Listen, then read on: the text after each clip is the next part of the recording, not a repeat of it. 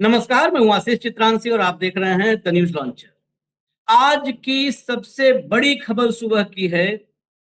शाह का डिप्टी खतरे में क्योंकि उसका बेटा अब जेल में है। अद्भुत है, इस देश में गृह राज्य मंत्री मतलब होम डिपार्टमेंट यही पूरे देश के आंतरिक सुरक्षा की जिम्मेदारी लेता है। देश के भीतर लॉ एंड ऑर्डर कायम रहे, ये जिम्मेदारी होम की होती है, यानी गृह मंत्रालय की होती है। इस गृह मंत्रालय में सिलेक्शन देखिए, चॉइस देखिए, 2014 से कैसी कैसी है। एक गृह राज्य मंत्री हुआ करता था अजय मिश्रा टेनी, उत्तर प्रदेश लखीमपुर खीरी का। उस टेनी के बेटे ने किसानों को थाल से कुचल दिया था। पूरा देश चीखता रहा, चिल्लाता रहा, इस्तीफा नहीं हुआ था। इसीलिए मैं खतरे में वाली बात पर ही क्लियर कर रहा हूं कि खतरे में इनसे देश है, ये खतरे में किससे है भैया। टेनी के बेटे ने लखीमपुर में किसानों को रौद दिया, कुछ भी नहीं हुआ, जेल गया, बाहर आया, सब चलता रहा, टेनी का बाल बाका नहीं। अब उसी होम मिनिस्ट्री में फिर देखिए चॉइस, टेनी के बाद कौन बैठा है? तेलंगाना से बंदी संजय कुमार। बंदी संजय कुमार तेलंगाना बीजेपी का सबसे बड़ा चेहरा, जिसके हाथ में तेलंगाना भाजपा की कमान थी। तो कमान थी, इनाम भी मिला, गृह राज्य मंत्री बनाया गया। सीधा शाह का डिप्टी, मतलब बाकी कैबिनेट मिनिस्टर से भारी होता है। शाह के मंत्रालय में अगर शाह का डिप्टी है तो उसका ऑरा वैसे ही बड़ा हो जाता है, कद बड़ा हो जाता है। इस मोदी के इस मंत्री शाह के इस डिप्टी का बेटा 8 दिन से बिल में छुपा हुआ बैठा था। ऐसा कांड ही किया था उसको, 8 दिन से छिपा बैठा था। फिर इस मामले में मैं अंदर की खबर बता रहा हूं, ये अंदर की खबर कैसे खुली है मैं उनको भी लेकर के आ रहा हूं स्क्रीन पर। फिर राहुल गांधी इस मामले में इंटरफेयर करते हैं, राहुल गांधी तमतमाते हैं। उसके बाद 8 दिन से बिल में छिपे इस मंत्री के बेटे को पुलिस उठा लेती है। और अब इस वक्त जब हम ये चर्चा कर रहे हैं वो जेल में। मेरे साथ इस विषय पर जो हुआ है वहां पर, आप इसको आप ग्राउंड रिपोर्ट कह सकते हैं और ग्राउंड रिपोर्ट के साथ इनसाइड स्टोरी भी मान सकते हैं। उसके लिए हमारे साथ राजशेखर राव साहब हैं, हैदराबाद से हैं। स्वागत है राव साहब। और भाऊ हमारे साथ हैं। सबसे पहले जो है, काफी मैं दिनों बाद टाइगर के दर्शन हुए। हाँ नहीं, काफी दिनों बाद सबके दर्शन हो रहे हैं। मैं दर्शकों से और की तरफ से, पूरे परिवार की तरफ से मैं सबसे पहले राजशेखर राव साहब की माता जी को हम लोग श्रद्धांजलि देंगे। उनके प्रति जो भी संवेदना, सभी लोग, क्योंकि अब दुनिया में नहीं है, इसीलिए आपको राव साहब ऐसे दिख रहे होंगे।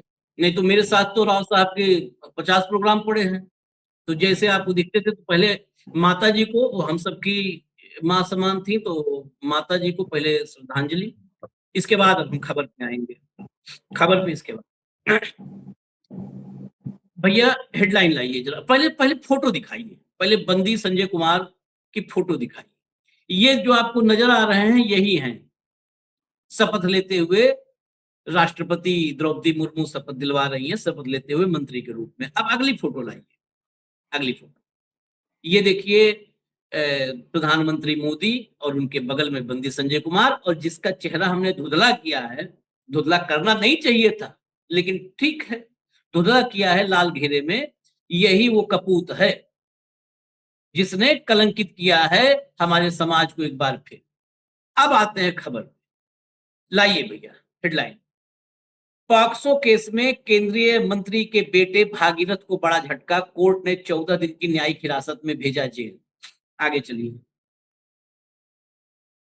केंद्रीय मंत्री के बेटे बंडी साई भागीरथ गिरफ्तार, पॉक्सो में हाई कोर्ट से झटके के बाद कार्रवाई। आगे चलिए। कानून के सामने सब बराबर हैं, पॉक्सो मामले में केंद्रीय मंत्री का बेटा गिरफ्तार। चलिए और आगे चलिए, थोड़ा डिटेल हम बता दें, लेकिन हमारे पास जो डिटेल है उससे ज्यादा असली डिटेल राव साहब के पास सारी है। केंद्रीय मंत्री बंदी संजय कुमार के बेटे भागीरथ को शनिवार रात पॉक्सो मामले में गिरफ्तार कर लिया गया। हालांकि संजय कुमार के बेटे के मुताबिक संजय कुमार के मुताबिक उनके बेटे ने आत्मसमर्पण किया है। अब सारी सच्चाई अभी समझ लेंगे कि आत्मसमर्पण किया है कि उठाया गया है।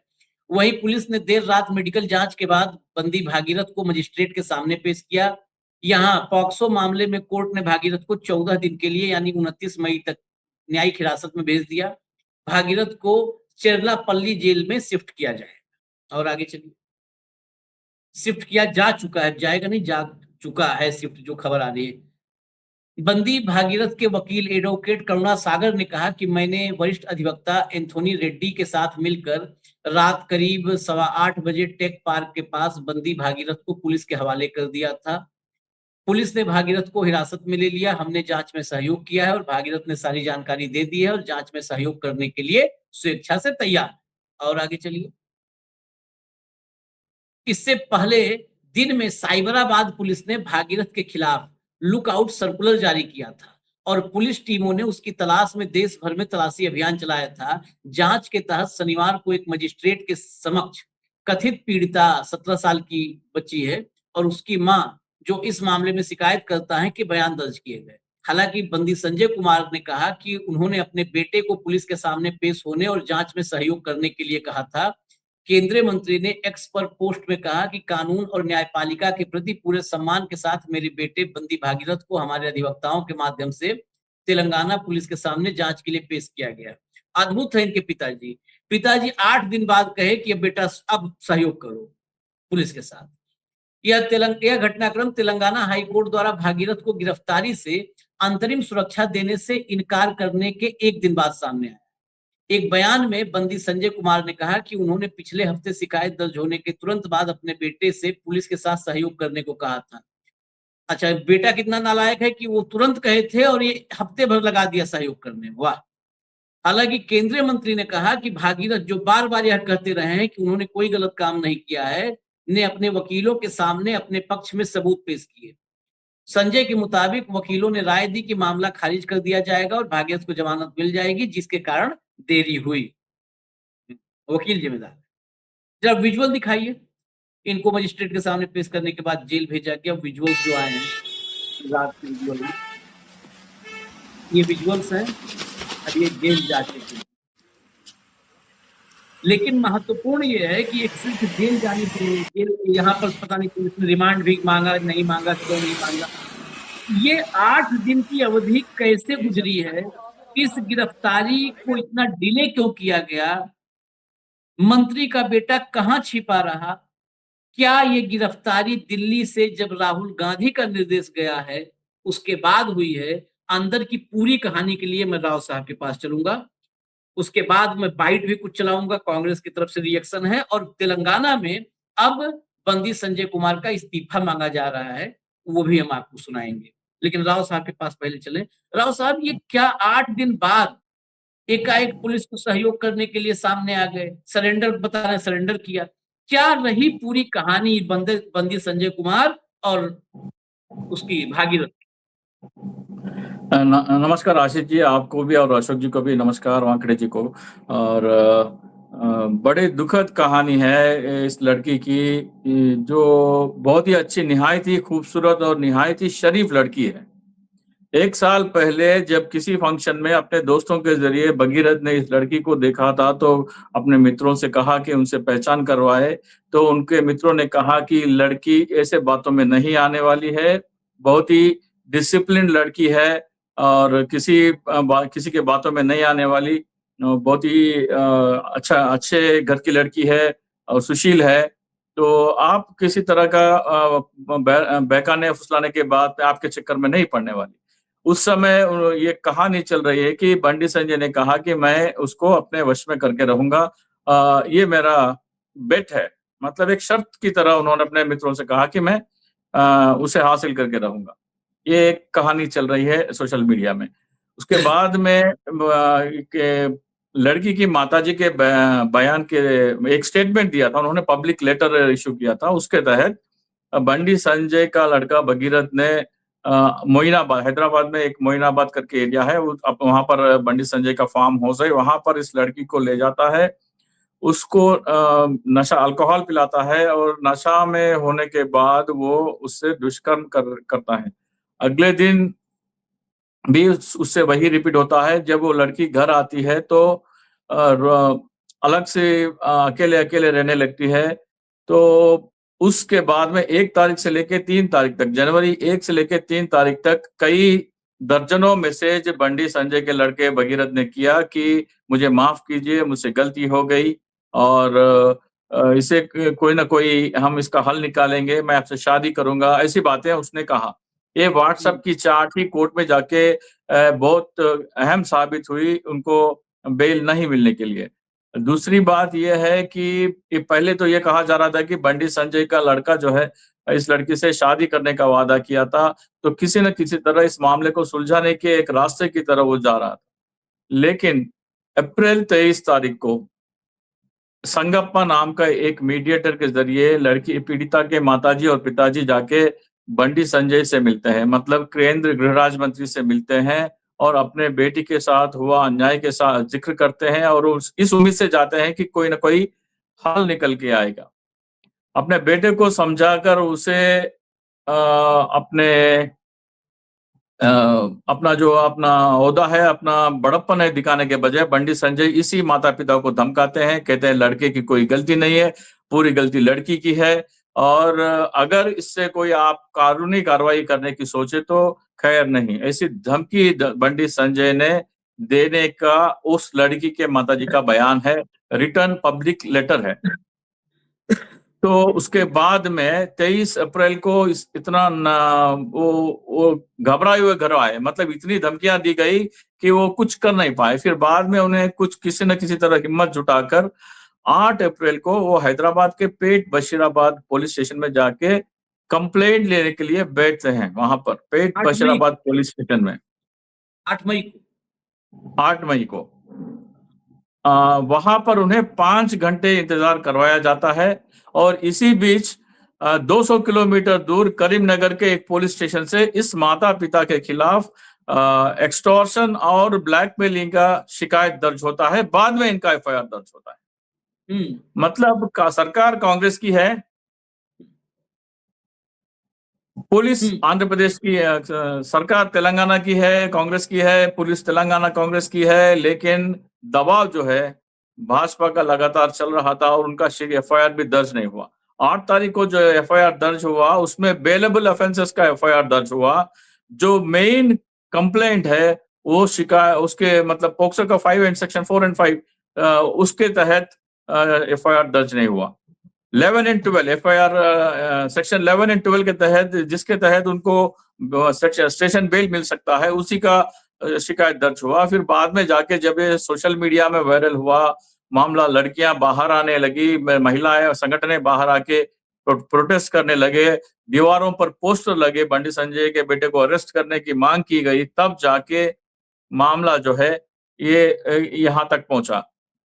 अगर बंडी संजय कह रहे हैं कि मैंने एक कानून को जो महत्व देते हुए अपने बेटे को सौंपा, तो उस काम वो 23 अप्रैल को करना चाहिए था जब पीड़िता के माता पिताजी उनके घर आए और शिकायत की कि अब उसके बेटे ने क्या दुष्कर्म किया, तो उसी दिन उनको पुलिस के हवाले करना चाहिए था। नहीं तो कोई और रास्ता निकालना चाहिए था ताकि लड़की की भी बदनामी ना हो, अपने बेटे की भी बदनामी ना हो, क्योंकि वो लड़की तो उसी कास्ट की है, उसी जाति की है जो बंडी संजय के हैं। वो लड़की के अच्छे खानदान की है, पिताजी का अच्छा कारोबार है, 500 करोड़ का कारोबार है। वो ये शिकायत इस माँ-बाप के ऊपर ये लगा रहे हैं कि वो 5 करोड़ का रैंसम मांग रही है, मतलब ब्लैकमेल कर रहे हैं, 5 करोड़ मांग रही है। अरे भाई जिसके पिताजी का 500 करोड़ का कारोबार है, जो लड़की 3 करोड़ की गाड़ी में घूमती है, खुद की गाड़ी में, और वो 5 करोड़ क्यों पूछेगी? तो जब ये महिला संगठन ने तेलंगाना के सरकार से भी कोई एक्शन नहीं हो रहा था, तो महिला संगठन ने किसी न किसी तरह मीनाक्षी नटराजन जी जो मध्य प्रदेश की है, आंध्र प्रदेश की जनरल सेक्रेटरी इंचार्ज है कांग्रेस पार्टी की, उन तक बात पहुंची। तो उन्होंने बताया जा रहा है कि उन्होंने राहुल गांधी जी से बात की और राहुल गांधी जी आंध्र प्रदेश के पीसीसी प्रेसिडेंट को अच्छी खासी बातें सुनाई कि आप बीजेपी के लिए काम करते हैं या जनता के लिए काम करते हैं, ऐसे कुछ बातें राहुल गांधी जी ने कही। उसके बाद में जाके ये अरेस्ट हुआ है। राव साहब ये अभी तेलंगाना, आपने आंध्र प्रदेश बोला, मेरे ख्याल से तेलंगाना के पीसीसी तेलंगाना को, तेलंगाना, सॉरी। मतलब राहुल गांधी के दखल के बाद ये गिरफ्तारी हुई है। दो चीजें हुई है सर। पहले परसों शाम को एक कॉन्क्लेव हुआ था, प्रेस कॉन्फ्रेंस हुआ था, उसमें अपने रेवंत रेड्डी जी आए थे। तो उनसे पूछा गया कि इस मामले के बारे में पूछा गया, तो उन्होंने कहा कि हमने जैसे ही कंप्लेंट आया हमने शिकायत दर्ज किया, और शिकायत दर्ज करने के बाद में हमने प्रधानमंत्री, क्योंकि 10 तारीख को हैदराबाद में थे तो पूरी पुलिस उनके बंदोबस्त में जुटी हुई थी, इसलिए हम कार्रवाई नहीं कर सके। फिर बाद में हमने जब देखा कि इसमें सीरियसनेस है तो हमने नोटिस भेजा, तो लड़का फरार है, तो हम क्या कर सकते हैं। ये एक चीफ मिनिस्टर की बात है जिसके पास तेलंगाना का गृह मंत्रालय भी रेवंत रेड्डी के पास है। आपको एक बात याद दिला दूं, जब मोदी जी हैदराबाद आए थे, मंच पर रेवंत रेड्डी जी बैठे थे मुख्यमंत्री। मोदी जी ने कहा कि रेवंत रेड्डी को बोलते हुए कहा कि आप जहां पहुंचना चाहते हैं कांग्रेस में रहते हुए वहां पहुंच नहीं पाते, इसलिए आप मेरे साथ जुड़ जाइए। उसके बदले में रेवंत रेड्डी ने किसी विरोध का शब्द, एक शब्द भी विरोध में नहीं कहा, और मंद मंद मुस्कुराते रहे उनके खिलाफ। मतलब उसी मंच से उसी वहीं खड़े होकर कहना चाहिए था कि मैं कांग्रेस में संतुष्ट हूं, मैं आप जैसे पार्टी के साथ जुड़ नहीं सकता, ऐसे कुछ बातें करने चाहिए थे, लेकिन वो कुछ नहीं कहे और वो मुस्कुराते रहे। ये एक इशारा है कि बीजेपी और रेवंत रेड्डी के बीच में कितनी नजदीकियां हैं, और इस गिरफ्तारी के पीछे जो देरी का वजह है वो पूरा, अगर आप वो भी प्ले कर दें, एक बाइट प्ले कर दें, एक 8-10 सेकंड का रहेगा, तो शायद दर्शकों को क्लैरिटी मिल जाएगी। उसके बाद में हाई कोर्ट ने जब उन्हें बेल देने से मना किया, अरेस्ट से रिलीफ देने से भी मना किया, उसके बाद में राहुल गांधी जी का फोन भी गया, तब जाके पुलिस हरकत में आई और उनका अरेस्ट रोका नहीं सका। चलिए जब मैं दो बाइटें सुनवा देता हूं जो पीटीआई से हमको मिल पाई हैं, क्योंकि पीटीआई भी जो है ये लोग भी सिलेक्टिव बाइटें देते हैं, लेकिन जरा उदित राज को सुनवा दीजिए। नहीं, वहाँ तेलंगाना में इनकी सरकार है नहीं है, वरना ये होता कुलदीप सिंगर जैसे और हाथरस जैसा या और जैसे मामले आते हैं, पहले तो ये सहमत नहीं होते और झुठलाने की कोशिश करते हैं, डाइवर्ट करने की कोशिश करते हैं। क्योंकि तेलंगाना में कांग्रेस की सरकार है, तो संजय बांडी हैं, उनके बेटे हैं, तो वहां का कानून काम कर रहा है। भारतीय जनता पार्टी के राज्य का कानून करता तो मुझे नहीं लगता कि इतनी जल्दी पकड़े जाते और स्वीकृति होती भी और पकड़े जाते भी। कविता सुनाइए अगली बात। Jai Telangana. Today I have written a letter to Honorable Prime Minister Modi ji to remove the MOS Home Affairs Minister Mr. Bandi Sanjay from his post, because Mr. Bandi Sanjay's son is facing very grave allegations by a minor girl that she was molested by this particular person. Unfortunately, the Congress government here is trying to shield this boy from either getting arrested or giving a statement in front of the police. So this particular episode, we believe, the women of Telangana believe, that there will not be any fair investigation. And for the fair and transparent investigation to happen, Mr. Bandi Sanjay should not continue in his Home Affairs MOS position, because it directly has a bearing on the law enforcement departments. We believe that Honorable Prime Minister will stand with the women of Telangana and take a very quick decision on this one. Thank you. Jai Telangana. ये कविता का बयान था गिरफ्तारी से पहले का। उन्होंने कहा इसमें साफ साफ कि कांग्रेस बचा रही है। मैं भाऊ के पास चलूंगा। भाऊ, सीधा सवाल है, मैं रेवंत रेड्डी पे चलूंगा। रेवंत रेड्डी ने कहा कि पुलिस मोदी की सुरक्षा में व्यस्त थी। अरे भाई, आप लोग इतने बेशर्म हो, जब असम में चुनाव था पूरी फोर्स व्यस्त थी, तब पवन खेड़ा को गिरफ्तार करने के लिए असम की पुलिस दिल्ली पहुंच गई थी, पूरी की पूरी पुलिस। और तुम एक ऐसा लड़का जिस पर कुकर्म के आरोप है, एक बच्ची की इज्जत लूटने का आरोप है, नाबालिग बच्ची की इज्जत लूटने का आरोप है, कितने जगह फंसे हैं। राव साहब ने एक एक कड़ी पूरी कहानी बताई है, कितने जगह। 500 करोड़ का आदमी, उसके ऊपर पहले मुकदमा हुआ माँ बाप पे कि 5 करोड़ का रैंसम, 5 करोड़ की वो इनसे जो है उगाही करना चाहते थे, ब्लैकमेल कर रहे थे। उस पर नॉन अवेलेबल सबसे मुकदमा हुआ। यदि यदि वाकई वहां कांग्रेस का शासन चल रहा होता तो 500 करोड़ वाले के ऊपर 5 करोड़ का रैंसम का मुकदमा ही दर्ज नहीं होता, वो पूरा थाना सस्पेंड हो जाना चाहिए। दूसरी बात, जहां 5 घंटे इस लड़की के माँ बाप को बिठा रखे, ये है कांग्रेस की सरकार। ये तो बीजेपी से भी बदतर दिखती है मुझे। जिस माँ बाप की लड़की की इज्जत लूटी है, जो बहुत अच्छे खानदान की है, जो पैसे वाली है, इसके बावजूद इज्जत इसलिए लूटी है कि कोई गुंडा लफंगा इस देश में मंत्री बनता है और उसका बेटे को लाइसेंस मिलता है कि लड़कियों का भोग करने के लिए। उसको 5 घंटे बिठाने के लिए पहले सस्पेंड कर लेना चाहिए, इनको पूरा थाना सस्पेंड कर देना चाहिए। निर्लज्जता का अमृतकाल तो आंध्र प्रदेश, तेलंगाना भी चल रहा है, माफ कीजिएगा, वो कंबाइंड आंध्र प्रदेश बार बार वही मुंह में आता है।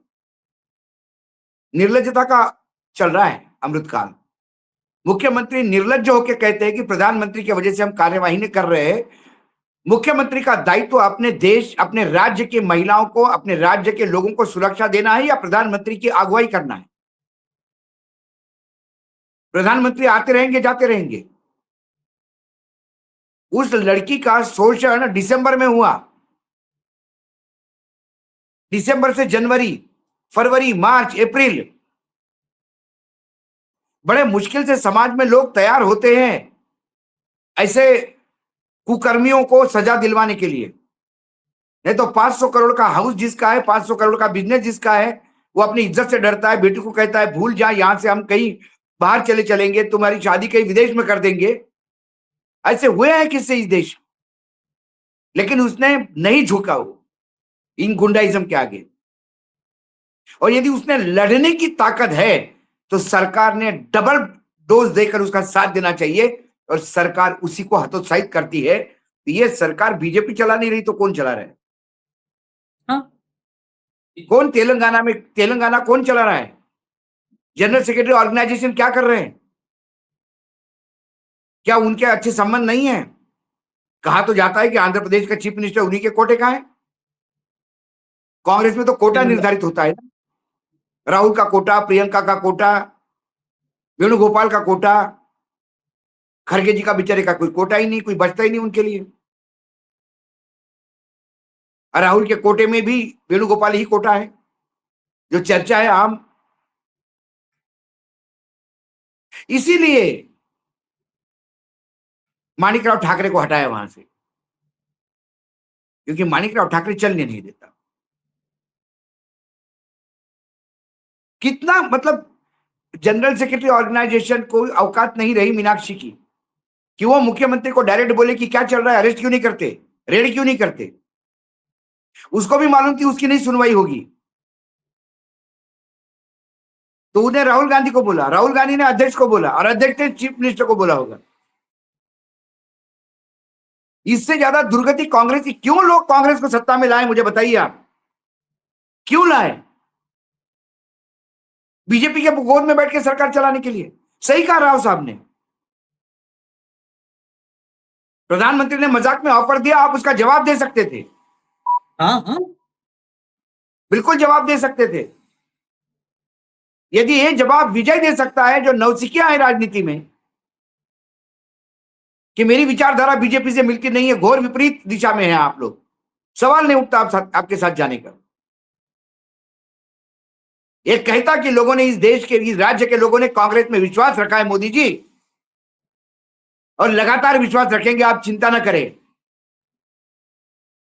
आप दिल्ली की चिंता करिए, आपके सरकारों की।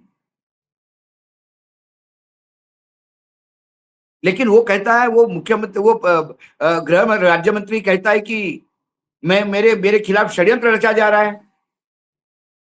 षड्यंत्र कैसा रचा जा रहा है भाई? उसके बेटे का पहले भी कारतूस है, कभी पुलिस वालों को मारा, कभी किसी को मारा, खुला साड़ छूट चुका है वो। और उसके बाद कितने दिनों के बाद उसके घर में रेड हुई। यूं ही सरेंडर नहीं किया या पकड़ा नहीं गया है। दिल्ली से प्रेशर, यदि एक लड़की की इज्जत लूटी जाती है और उसके लिए, यदि उसके लिए राहुल गांधी को बोल के एक्शन करवानी पड़ती है, तो राहुल गांधी ने भी राजनीति से संन्यास लेना चाहिए। ऐसी पार्टी चला रहे हो जिस पार्टी में इतने नाकारा लोग हैं, या इस मुख्यमंत्री को शट आउट कर देना चाहिए 2 मिनट के अंदर। एक लड़की को न्याय नहीं दिलवा सकते, क्या आप मुख्यमंत्री बने हैं वहां पे? कारण बताते हैं आप कि प्रधानमंत्री की वजह से हुआ है, सिक्योरिटी में लोग लगे थे, कितनी फोर्स लगी होगी, बाकी फोर्स कहां थी?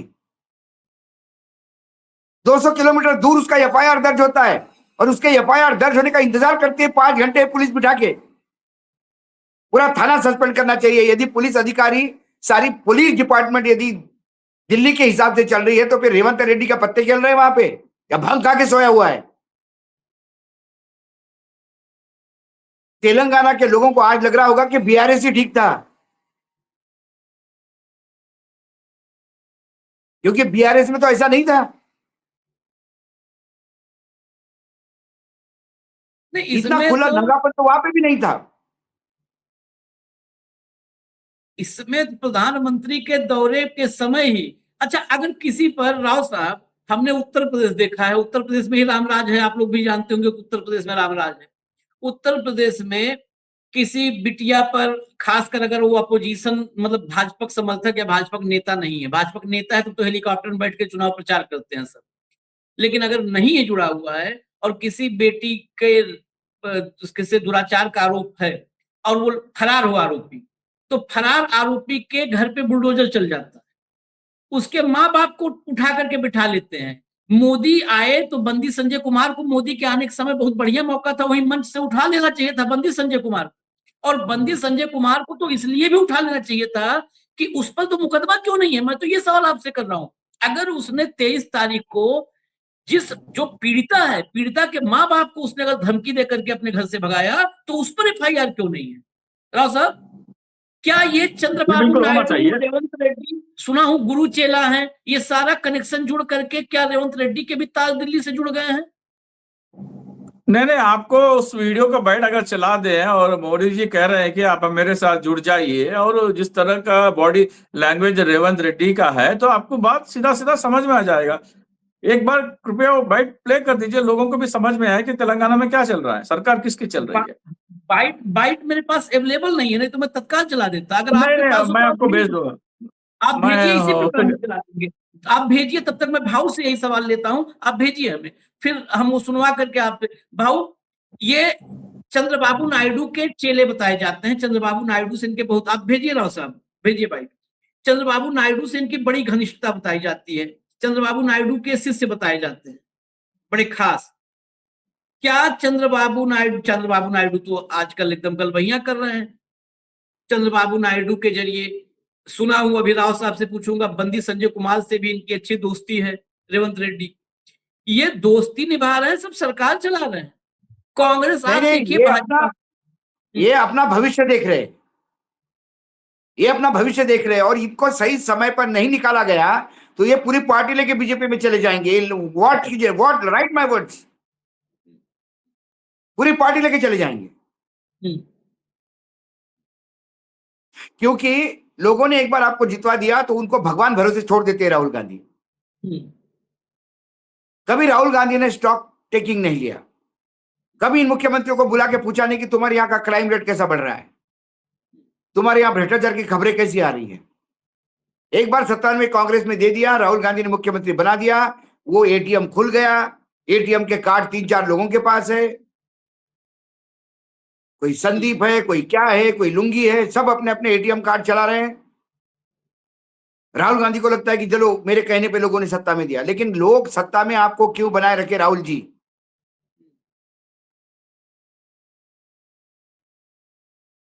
एक जनरल सेक्रेटरी ऑर्गेनाइजेशन पे हमने एक टिप्पणी की थी, याद होगा आपको आशीष जी? हाँ। इसी तेलंगाना के एक महिला से हमारे खिलाफ एक केस करवा दिया गया। मतलब जनरल सेक्रेटरी ऑर्गेनाइजेशन पे टिप्पणी करने के बाद उसकी इज्जत जाती है, तो डिफेमेशन सूट फाइल होता है, वो भी तेलंगाना में। मैं तेलंगाना के उन तमाम महिला कांग्रेस वालों को पूछना चाहता हूं, आपके मुख्यमंत्री इतने नाकारा और नपुंसक साबित हो रहे हैं, आज आपका आवाज कहां गया? क्यों नहीं उसके खिलाफ आवाज उठाती है कांग्रेस? क्या कर रही है महिला कांग्रेस? महिला कांग्रेस सिर्फ क्या सुरक्षा कवच बनी हुई है क्या कांग्रेस के नेताओं का? बोल देना चाहिए आप। हर चीज का हाँ एक राव लिमिट होता है। साहब। जी राव साहब, हरा साहब, बस बाइट रेडी है, रेडी हो तो चला दीजिएगा तुरंत। जी नहीं नहीं, राव साहब आपको बोलिए। भेजा है मैंने, हाँ बैठ हाँ आपको भेजा है मैंने। दूसरे नंबर से आया होगा, दूसरे नंबर से आया होगा। हाँ, बस बस बस आ, बस बस तुरंत चला रहे हैं। हाँ हाँ ठीक है। तो एक बात, अभी तक पीड़िता के घर को कोई कांग्रेस के महिला नेता क्यों नहीं पहुंचे? तेलंगाना कांग्रेस के वुमेन वेलफेयर मिनिस्टर हो या Telangana general secretary incharge Meenakshi Natarajan ji हो या प्रियंका गांधी जी हो, क्या आपको केवल हाथरस और उत्तर भारत दिखेगा, दक्षिण भारत तक कोई मतलब नहीं है? कोई अगर पीड़िता है तो केवल यूपी, बिहार, मध्य प्रदेश के नीचे आप नहीं आएंगे? अभी तक क्यों नहीं गए उनके घर तक? 8 दिन से मामला चल रहा है, मालूम है आपको। अभी तक तो कम से कम तेलंगाना के वुमेन वेलफेयर मिनिस्टर को वहां पहुंचना चाहिए था, हाँ उस परिवार के साथ खड़ा होना चाहिए था। मीनाक्षी नटराजन जी को आना चाहिए, प्रियंका गांधी जी को आना चाहिए। अगर ये लोग इतना आएंगे तो किसी की हिम्मत नहीं होगी आगे चलकर कि किसी लड़की के ऊपर, किसी मंत्री का बेटा हो या कोई नेता का बेटा हो, किसी लड़की के ऊपर हाथ डालने के लिए 100 बार सोचेंगे। और ये बंडी भगीरथ की पहली वाकया नहीं है। 4-5 हाँ लड़कियां और लड़कियों के फोटो सोशल मीडिया में वायरल हो रहे हैं। हाँ और इस पीड़िता के वकील ने कहा कि 4 लोग और कंप्लेंट करने वाले हैं इस केस के बाद में, उनको भी हिम्मत आ गई और वो भी आगे कंप्लेंट करने वाले हैं।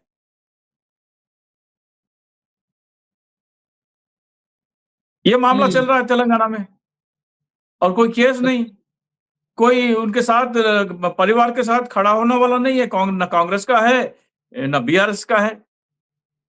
नहीं, ये पता है, मैं इसलिए रोक रहा हूँ, भाव ये अद्भुत है।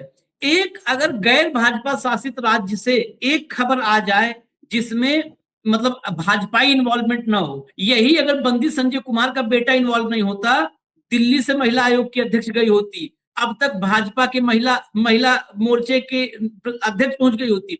लेकिन ये बेशर्म कांग्रेसी ये क्या लड़ेंगे नरेंद्र मोदी से? नहीं ये नहीं, मैंने बेशर्म कहा ना आपको, तेलंगाना में सिंपल सी महिला आयोग बात के है। अध्यक्ष नहीं है। आपने बहुत बेहतरीन उदाहरण दिया पवन खेड़ा का। हाँ पवन खेड़ा ने एक टिप्पणी की थी नरेंद्र मोदी जी के पिताजी के नाम को लेकर, मिस स्पेल किया था नाम उन्होंने। तो फिर आसाम के किसी जिले के पुलिस ने प्लेन से उतारा था दिल्ली में आके, याद होगा आपको। हाँ एक ट्वीट किया था एक विधायक ने, एमएलए ने। कहां पर? गुजरात में। आसाम से पुलिस गई थी बाय फ्लाइट और उठा के लाई थी उसको। हाँ इसीलिए भाजपा भाजपा है। और आज भी पुलिस ने रिमांड पे नहीं लिया उसको, जुडिशियल कस्टडी में दिया है। जुडिशियल कस्टडी और पुलिस रिमांड समझते हैं आशीष आप? ये इसकी इसकी वजह बता देता हूं। वजह अभी एक वीडियो दिखा रहा हूं जो राव साहब कई बार कहे, वो आ गई है वीडियो देखिए, सब वजह साफ हो जाएगी, सब देश के लोगों के आंख से पट्टी उतर जाएगी कि कांग्रेस ही भाजपा है और भाजपा ही कांग्रेस है। चलाइए। अब हमारे रेवंता जी ने कहा था कि हाँ हम पॉलिटिकल बात नहीं करेंगे, तो मैं भी नहीं करूंगा।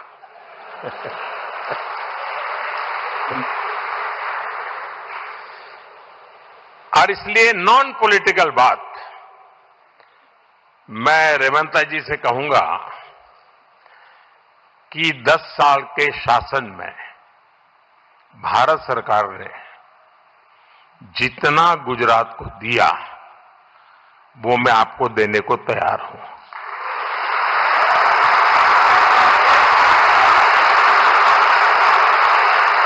लेकिन मेरी जानकारी से मैं आपको बता देता हूं कि जैसे ही मैं ऐसा करूंगा, आपको जो अभी मिल रहा है वो आधा हो जाएगा।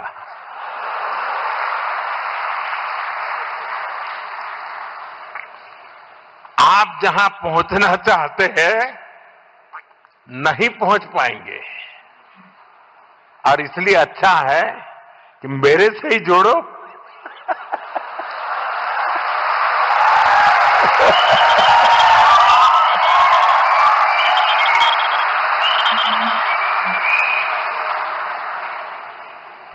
साथियों, हमारा एक पक्का विश्वास है कि डेमोक्रेसी में राज्यों में अलग अलग प्रकार की सरकारें होना कोई बुरी चीज नहीं है। इसके बाद तो फर्जी ज्ञान असली आ चुका है। आप फेस एक्सप्रेशन देखिए, फेस एक्सप्रेशन, अब ये देख के मुझे यकीन हो चुका है अगली बार तेलंगाना में भी भाजपा सरकार। राव साहब,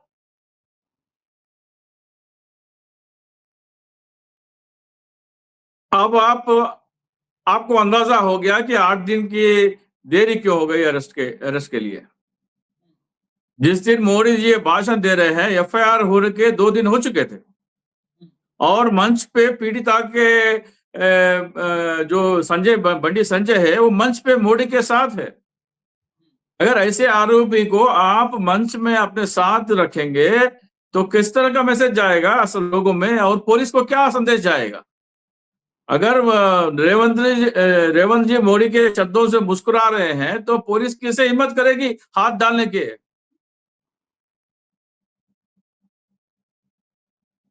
अगर रेवंत रेड्डी खड़े होकर कह देते कि हाँ देखिए भाई, मैं जैसा भी हूं कांग्रेस में खुश हूं, कांग्रेस मेरी पार्टी है, मैं जैसा भी हूं यही सही हूं, अगर ये शब्द कहते तो शायद पुलिस का रवैया कुछ और होता।